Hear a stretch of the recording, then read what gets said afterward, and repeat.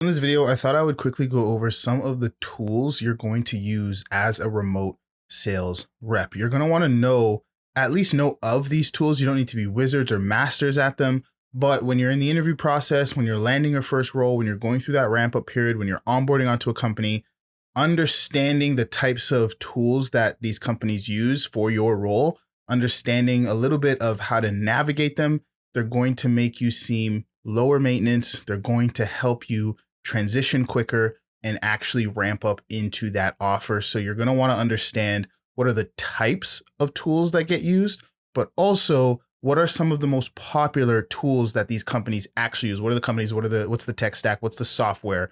And that's what we're going to talk about today in this video super quickly. So there's about 9 of them with some overlap depending on whether the software company covers multiple bases. But again, being able to speak to, if it gets brought up in an interview, maybe you want to put on your resume, being able to just say, hey, yeah, I have an understanding of those platforms is just going to give you one little extra tick in the, hey, this person's hireable box. And that's what it's all about. It's about getting as many green flags for the business owners, for the hiring managers that are interviewing you so that you can outperform or out green flag the other people that are interviewing in the process. And this is just one of them. It's not going to be the thing that lands you the role, but it is going to give you a little higher percentage notch. So I think it's definitely important. So as most of you probably know, one of the most important aspects for especially appointment setters, but also closers is the dialer. The dialing software is exactly what it sounds like. It's a software that allows you to replace the phone, right? You shouldn't be working with a company that makes you dial from your own phone number. There's compliance issues. There's a whole bunch of things with that. So you definitely want to work with a company that puts you on a dialer if you're an appointment setter. And even if you're a closer, because there is going to be some degree of follow-up, some degree of pipeline management that you're going to have to do. And the dialer is where all of that is managed, not only because you want to be able to utilize the company's services for these things, but also on the company's end, they want to stay compliant. They want to make sure everything's legal. And it just covers basis if anything happens. Maybe a customer says, hey, this person said this to me. These softwares usually track and record the calls so that there's no issues on that front. And it helps to keep everything in one place. Some of the most popular dialers I've seen use is close.io. Alloware is another big one, and a big up and coming one by Matt Ryder that a lot of people are jumping into. I think Cole Gordon just kind of partnered with him on it, or is a co-founder with him on it, got some equity there, which is dialer.io. So these are probably the most important ones that you'll see across the various remote high ticket sales roles that you'll be jumping on. The next one would be CRMs. This is where you're going to see the biggest overlap, because close.io is a dialer, but it's also a CRM, maybe even more of a CRM than a dialer. But HubSpot, Go High Level, again, you can dial out of HubSpot. Sometimes companies will pair Alloware with HubSpot, is what I've seen mainly. But then you'll also see Go High Level, which again, it's kind of like one of those all in all platforms where you've got dialing, you've got landing pages, you've got email marketing, you've got it all. So this is probably where the biggest overlap is between dialers and CRMs. Other CRMs like Monday.com, Asana, there's lots of different CRMs that companies use. So again, be familiar with what CRM means, what it's for, what are the most popular ones, which are some of the ones I just named. CRM just stands for Customer Relationship Manager. So this is where you're actually tracking the pipeline of where customers are. There's a ton of them. I'm not going to list them all out now. But again, this is just where you're saying, hey, when a lead comes in, this is where it's stored. When I've spoken to the lead and I'm putting them in a follow-up pipeline, this is where that's noted. When when I have calls scheduled, this is where it says, hey, this is where they are in the deal stage. This is who I've closed. This is who I'm nurturing. This is who is cold. This is who's ghosted. All of that is in the CRM. So you definitely want to understand what a CRM is and how to utilize it. The next one, which you're not going to use as much, but it is important to understand, lead databases. This is going to be really popular for the SaaS reps. So maybe not closers and setters, more so SDRs, account executives, more in that world, more of the corporate sales type stuff. But appointment setters, if you are doing any type of cold outreach, this is going to be very, very important. So Apollo.io, Zoom Info, you can even consider LinkedIn Sales Navigator as a type of lead database. And essentially what these are just databases that have collected information on different employees of companies so that reps can build lists, or, whoever is responsible for building the list and presenting it to the sales reps can now cold call those lists. So you never want your cold calling position, because there's some great cold calling positions, but you never want those positions to just be, hey, go figure it out and go start dialing from the phone book. Usually companies are using these types of databases that put together information either based off of intent. Sometimes like Zoom Info has a lot of different filters for search intent. Companies, people that work at XYZ company that are searching for the same type of solution that your company provides, that might get picked up by one of these databases and put onto a list for then you to call and give them a cold call, right? As well as just collecting founder names, emails, phone numbers. Again, there's lots of different parameters that lead databases use. Just know that it's something that goes out there and collects information, right? If you were looking for my phone number, I'm sure you could find it in a lead database somewhere from a company that's collected it, whether from different sources. We won't get into all that now. But back to the more important stuff, you also have video conferencing. As a closer, you're going to be on this all day. I'm sure you already know about these conferencing things, which are Zoom and Google Meet. There's really not many others that people have used for sales calls, at least in my experience. Those are the big two, right? It's like you're either using Google Meet or you're using Zoom, with Zoom, in my opinion, being the much better platform. But again, both of them work well. Both of them can be utilized, and you have to understand and, know your way around it in order to, perform at your job. Again, none of these things take a long time or take being a tech wizard to understand or use, but just know that you will absolutely be using them. With Zoom, understand Google Meet, understand how can I set up a proper camera, get good camera quality, how can I connect my audio to it, get good microphone quality, headset, everything like that. Just make sure that your stuff can sync up properly with that so you can show up properly. Make sure that your internet connection is stable, all that good stuff for your video conferencing. And going along with the video conferencing, there's always some kind of scheduling platform. So the scheduler, with the most important ones being Calendly and OnceHub. There's a lot of like side ones that are integrated into stuff. Like at one point I was using like HubSpot scheduler.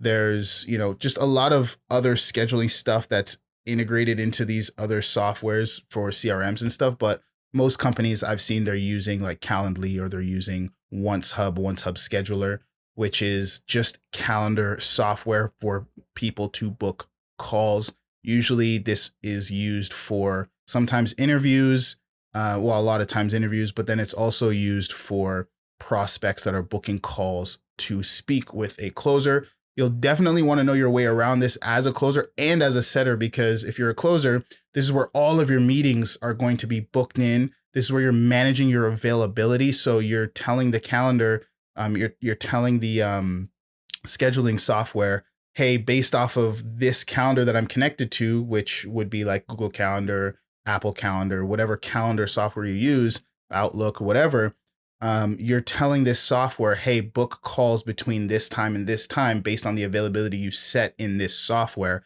Not only that, but it also checks for conflicts and all that stuff to make sure you don't get double booked. And you can get really fancy and techie with it. But again, you want to know how to use it as a closer. And as an appointment setter, you definitely want to know how to use it, because there are setter roles where you book inbound triage calls, inbound like qualifying calls to book with closers. But also you'll have you'll be using the closer's calendar link or some kind of round robin calendar link. Round robin just meaning one calendar link that if there's 5 closers, kind of divvies up the calls that get booked off that one calendar link and splits it among the closers. But if there's only one closer, you'll probably have that one closer's calendar that you keep in your notes somewhere. So when you're dialing and someone is qualified, you then use that calendar link to book that call in with that closer. So you're going to want to know how to schedule it. Again, Calendly, OnceHub scheduler, those are the most important ones. For internal communication, Slack is, there's Discord, there's other stuff, there's like Microsoft Teams, that kind of stuff. But Slack is by far the most popular one. If you know how to use Slack, it's pretty straightforward. Slack is the one, right?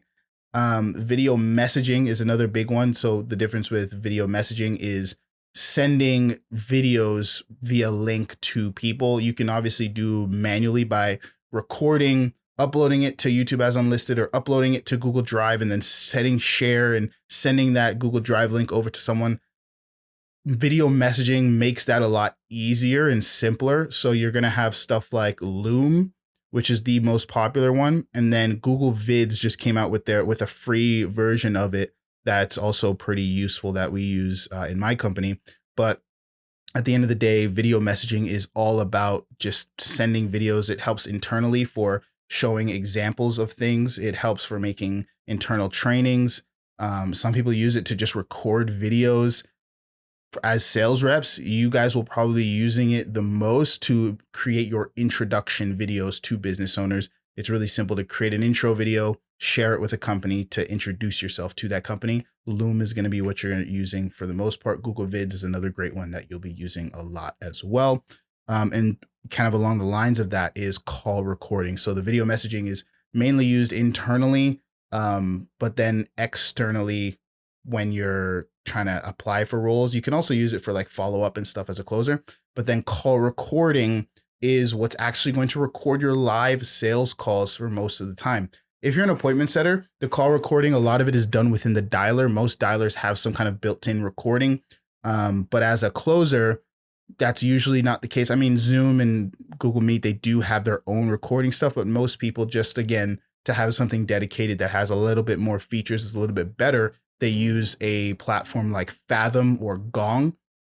The benefits of these platforms is they record the entire conversation, and then on your stand-ups or your huddles or your team meetings, whatever you call them, your sales manager, the founder, whoever it is that manages the sales team, can either look at these calls in their own time and shoot you over some feedback, or will review these calls on the meetings and do live, call breakdowns and feedback and those kinds of things. Again, it's also a compliance thing to help, if there's any issues in the conversations. Calls need to be recorded. And that's why it's also important for sales reps to not take credit card information and stuff like that live on the call, having them read it out. You have to use some kind of checkout and payment link for those conversations for the checkouts. I know some reps have done it, but legally you're not supposed to do that. You're supposed to send a payment link online so that they can put in their own credit card or, debit card information. You're not supposed to take it over the phone because, again, those calls are recorded. And if they're recorded and the sales manager sees it, you see it, maybe other sales reps might see it, that can become a huge issue if anything ever happens with that person's payment information, with that person's credit card. It might make your company liable. So try and never take credit card information live over the phone when they're just reading it out just like that, because again, these calls are recorded. And that brings me to the payment links. So there's a ton of different payment link stuff, but Stripe links, a lot of founders, what they'll do is they'll just create a bunch of different types of payment links depending on the packages and retainers and price points and split pays and stuff like that. And they'll just put it into a Google Sheet. And that way, from that Google Sheet, you'll be able to just choose whatever payment link makes sense, whatever Stripe link, or again, I think WAP is a big thing now. So whatever WAP link, checkout link that they use, and you can share that on the call when it comes to them checking out and actually paying for the service that you're offering. So you want to make sure they have a comprehensive list that will cover all the different cases of, again, that's if your company allows for different payment plans and split pays and discounts and stuff like that. You want to have a list of them all in Google Sheets and stuff like that, which, there's also things like Google Sheets. There's things like Rep Vision, which the founder I interviewed the other day, which I'll be posting that here soon. There's different commission trackers that you're going to want to know how to use for, doing your reports, for tracking, for metrics. All of these things are super, super important because you want to be able to track your close rate, your show rate, if you're a setter, your dial rate, your conversation rate, if as a closer, your offer rate. These things are going to help your sales manager train you better because they can see where the disparity is. For example, when I was leading a sales team, I saw that a closer, his close rate dipped a little bit. And I was saying, okay, what's going on here? And I looked at each data point and I said, hey, you're only offering 60% of the people you actually speak to. And without changing any other metric, without changing the way he sold or anything outside of just saying, hey, just offer more people. I got a list of the people he wasn't offering and I said, hey, we could probably offer those people too. And he increased his offer rate from 60% to 80% plus, like 80, 88%, is much higher. And his close rate went up with that. So your sales manager would want specific data on each aspect of your role so that they can look at it and see where you might need help, where you might be struggling. So although it might feel tedious to, as a closer setter, input each section, it is very, very important. It is the mark of a good team if they're keeping that data. So you're going to want to get good at using tracking sheets. Most companies, just for a lot of freedom, they'll use Google Sheets simply for their tracking sheets. They might also use their CRM like Asana or Monday.com for that stuff. But again, Google Sheets is what you're going to find the most of. Again, you don't need to be a wizard with it. It's just about putting in the performance and the numbers at the end of the day of what you did. How many dials did you make? How many people did you talk to? How many sets did you do? How many of the sets that you had on the calendar for that day? How many of those showed? How many of those closed? Et cetera, as a closer as well. How many calls were on the calendar? Out of the on the calendar, how many actually showed up? Out of the ones that showed up, how many did you offer? Out of your offers, how many did you close? How many, if you got any deposits, how many was the deposits?